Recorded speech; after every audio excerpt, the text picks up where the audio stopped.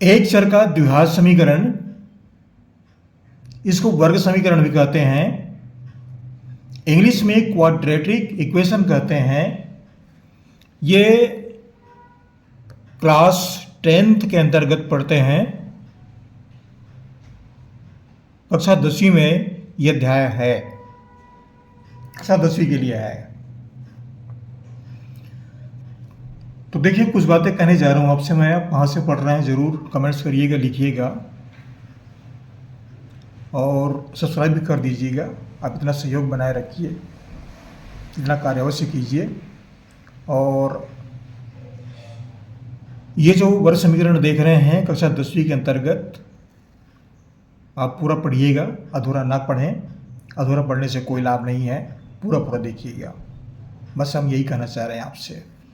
चलिए आगे पढ़ते हैं। प्रश्न है, वर्ग समीकरण पहचानिए। कुछ उदाहरण हमने लिए हैं, ये सब उदाहरण हैं। इनको पहचान के बताना है कि वर्ग समीकरण है कि नहीं, इसको वर्ग समीकरण कहेंगे या नहीं कहेंगे, ये पहचान के बताना है। अब यहां पर आते हैं हम, वर्ग समीकरण या द्विघात समीकरण, ये दो शब्द हैं। द्विघात समीकरण भी दो शब्द हैं, वर्ग समीकरण भी दो शब्द हैं। समीकरण का आशय समझिए, इसमें हमेशा दो पक्ष होंगे, दायां पक्ष और बायां पक्ष, तभी समीकरण कहलाएंगे। नहीं तो समीकरण नहीं है, वो बहुपद कहे जाएंगे। अब कहते हैं वर्ग। वर्ग माने उस समीकरण का घात जो है वो 2 होगा। जैसे यहां पर देख रहे हैं घात 2 है, घात 2 है, और ये दायां पक्ष है और ये बायां पक्ष है। मैंने कलम रख दिया है, इसको दाहिना पक्ष बोलेंगे, बायां के बराबर चिन्ह के दाहिना पक्ष को, दायां हाथ को दायां पक्ष बोलेंगे और बराबर चिन्ह के बायां हाथ को बायां पक्ष बोलेंगे। ये बात स्पष्ट है, आप समीकरण पढ़ चुके हैं, इसको मुझे लिखने की आवश्यकता नहीं पड़ेगी, ऐसा मैं समझ रहा हूं। और इसका उत्तर क्या है, अब देखिए, यहां द्विघात भी है, वर्ग भी है। वर्ग माने द्विघात, द्विघात है, और ये दोनों पक्ष भी हैं, बायां पक्ष दायां पक्ष भी है। तो ये वर्ग समीकरण है, यह वर्ग समीकरण का उदाहरण है।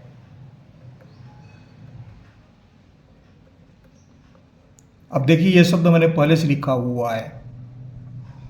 इस वीडियो को मैं दोबारा बना रहा हूं, मोबाइल डिस्टर्ब हो गया, आगे मैं नहीं बना सका और उसी प्रश्न को फिर से लिख रहा हूं। ये वीडियो मुझे दोबारा बनाना पड़ रहा है, मोबाइल में डिस्टर्बेंस आ गया, इसलिए ये पहले से लिखा हुआ है, आपको स्पष्ट कर रहा हूं मैं। चलिए आगे बढ़ते हैं। तो पहला उदाहरण को हम वर्ग समीकरण कहेंगे। अब दूसरे उदाहरण पर आते हैं। x² + 1/x = 0 है, = 1 है। इसमें दायां पक्ष भी है और बायां पक्ष भी है, यहां द्विघात भी है। लेकिन यहां पर अंतर देखिए, यहां पर क्या फर्क पड़ता है, इसको कैसे हल करेंगे, पहचानेंगे कि ये वर्ग समीकरण का उदाहरण है अथवा नहीं है। इस बात को हम देखते हैं। तो ये पहले से लिखा हुआ है, वर्ग समीकरण का उदाहरण है, हम कहते हैं उदाहरण नहीं है। कैसे उदाहरण नहीं है, ये आप देखिए, यहां पर ये वर्ग समीकरण का उदाहरण नहीं है, द्विघात समीकरण नहीं है। इसको हल करके देखिए, कैसे हल करेंगे। x वर्ग धन 1/x = 1, इसको हल करके देखते हैं। यही समीकरण है, 1/x = 1। इसको हल करके देखते हैं कैसे। ये वर्ग समीकरण नहीं है, इसको हल करना भी सीख लीजिए। इसको हम बटा 1 कर देते हैं, हल करने में आसानी होगी। अब देखिए, इन दोनों का वो लघुत्तम लीजिए, लघुत्तम सम कर दिए, तो ये 1 × x, इससे इसको भाग दीजिए, x एक कट जाएगा, यहां पर 1 बचा, x बचा, x को x वर्ग से गुणा करेंगे तो x वर्ग × x, ये x से x कट जाएगा, 1 बचा, 1 एकम 1 बराबर 1। क्या मिला हमको,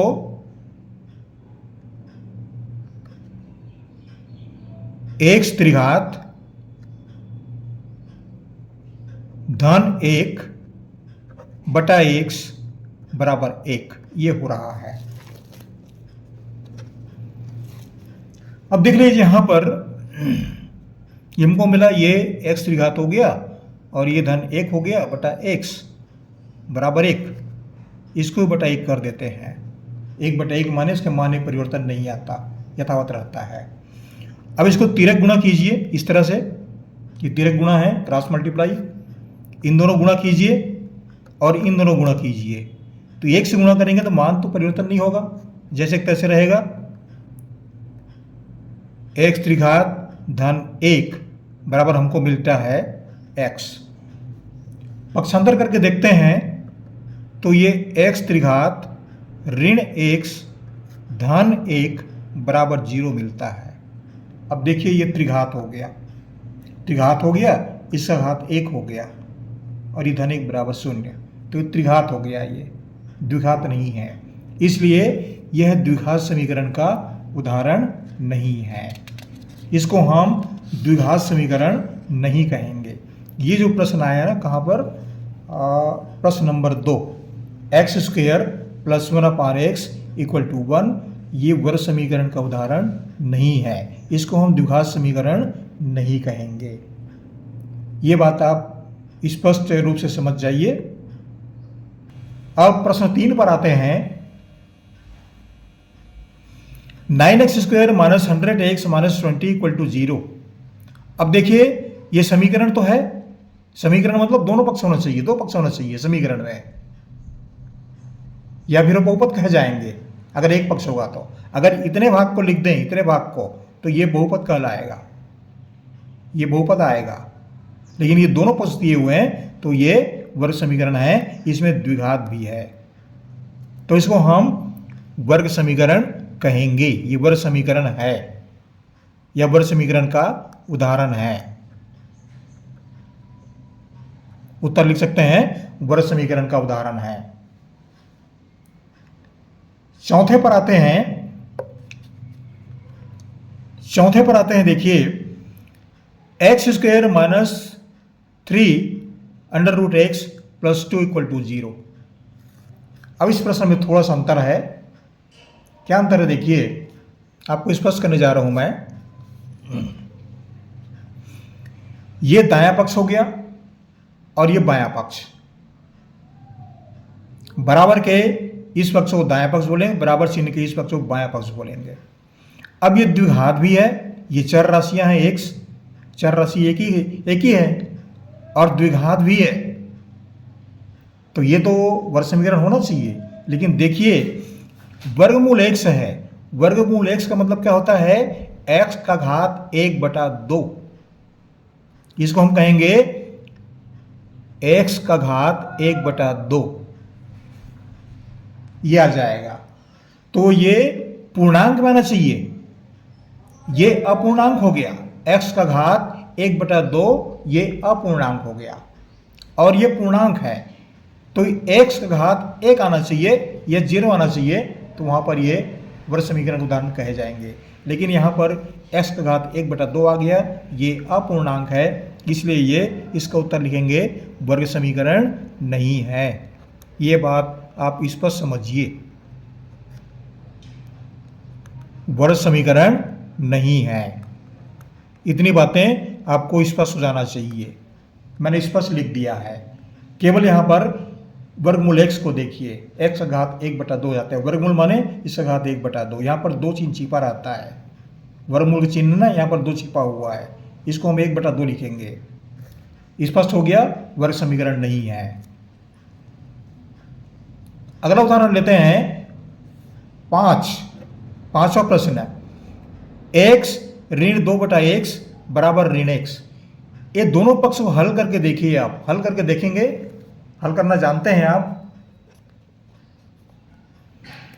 x वर्ग भी आ जाएगा, x गुणित x, ये x वर्ग हो जाएगा, ये दोनों गुणा करेंगे ना इन दोनों को, तो x वर्ग हो जाएगा, द्विघात हमको प्राप्त हो गया, दोनों पक्ष भी प्राप्त हो जाएंगे। और ये आप हल करेंगे इसको, तो ये ऋण 2 आ जाएगा, x वर्ग ऋण 2 ऐसा आएगा, बटा x बराबर ऋण x ऐसा आ जाएगा ये। तो ये वर्ग समीकरण का उदाहरण है। इसको आपको हल करना पड़ेगा तो आप स्पष्ट हो जाएगा ये वर्ग समीकरण का उदाहरण है।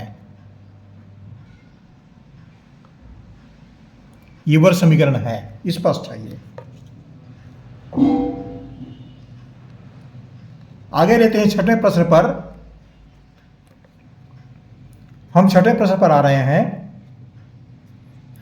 अब देखिए, वर्गमूल या √5x² - 3x + 1/2 = 0।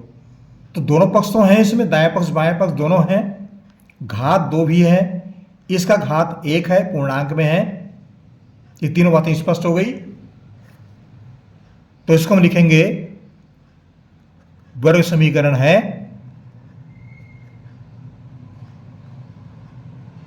या यह वर्ग समीकरण का उदाहरण है, ऐसा उत्तर लिखेंगे आप।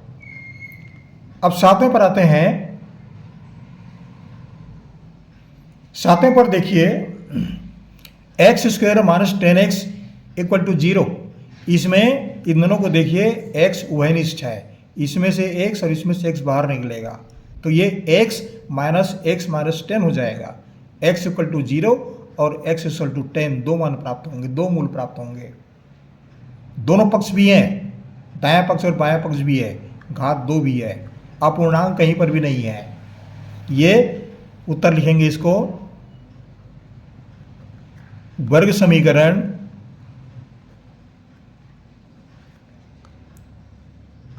कहे जाएंगे या वर्ग समीकरण का उदाहरण है, ये आप स्पष्ट लिखेंगे।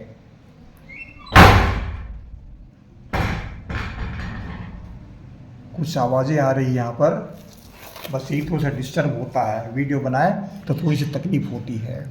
चलिए कोई बात नहीं। अब आठवें प्रश्न पर आते हैं।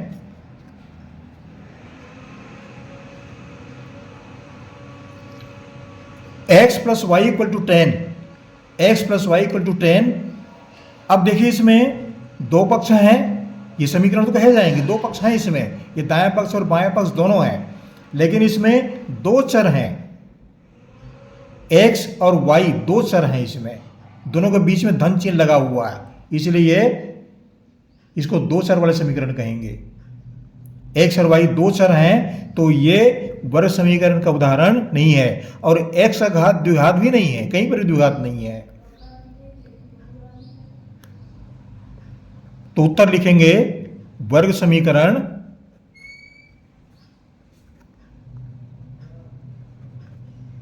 नहीं है या वर्ग समीकरण नहीं कहे जाएंगे। उत्तर स्पष्ट हो गया। अब अगले प्रश्न पर आते हैं। x + 5 ये 9वां प्रश्न है।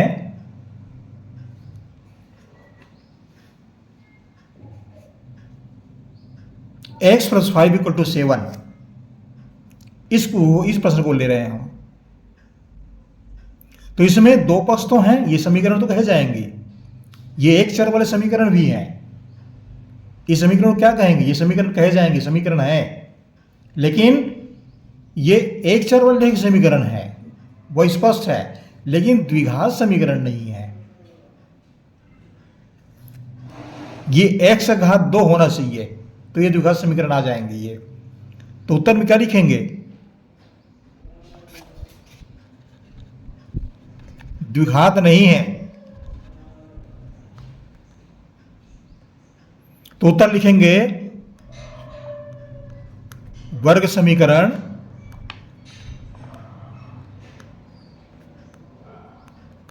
नहीं है। इसको वर्ग समीकरण नहीं कहेंगे या द्विघात समीकरण नहीं कहेंगे।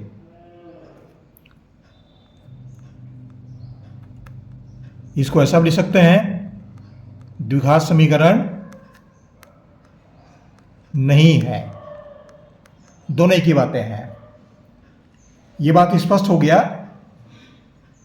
अब आगे बढ़ते हैं सवाल नंबर 10 पर। कि वर्ग समीकरण हमको पहचानना है कि वर्ग समीकरण है कि नहीं। अब देखिए यहाँ पर x और कोष्टक में लिखा हुआ है x माइनस 8 इक्वल टू 0।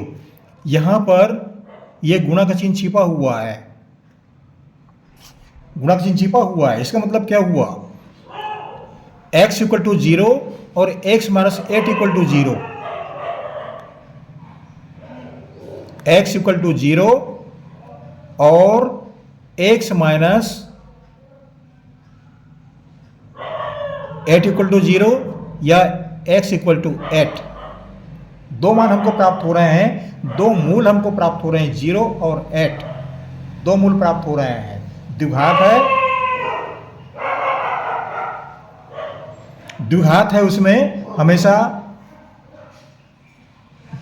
दो मूल प्राप्त होते हैं। तो इसको हम